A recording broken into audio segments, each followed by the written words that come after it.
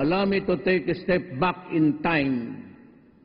In 1901, there was known as Balangiga, and that is Eastern Summer.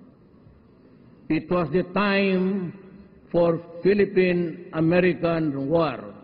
It wasn't the first time Philippine President Rodrigo Duterte had stepped back in time to remind the world of American wartime atrocities. But in his last State of the Nation address, he had a specific demand. Give us back those Balangiga bells.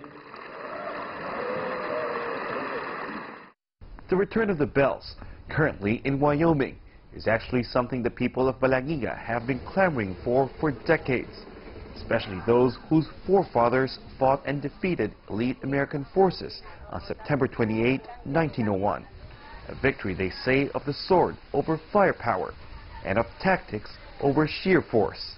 The bells are symbols of the courage and bravery and patriotism of our Filipinos here in Balangiga. And the bells also are sentimental to all of us.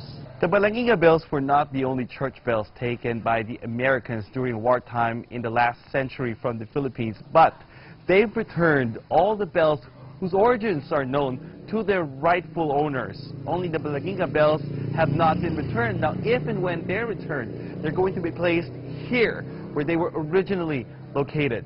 At least as far as the Philippine-American relations is concerned, the bells issue, the Balangiga bells issue, is basically the last issue of contention pertaining to the Philippine-American War. If the bells get returned, there are no more issues. U.S. Ambassador to the Philippines, Sun Kim, says efforts are in fact being made for the return of the bells, but similar efforts in the past have failed. If President Duterte succeeds in bringing back the bells, however, the more significant question is how it would bridge the gap between the Philippines and the U.S., brought about not by past injustices, but by current differences in issues involving human rights and sovereignty. Martin Below, CGTN, Balangiga, the Philippines.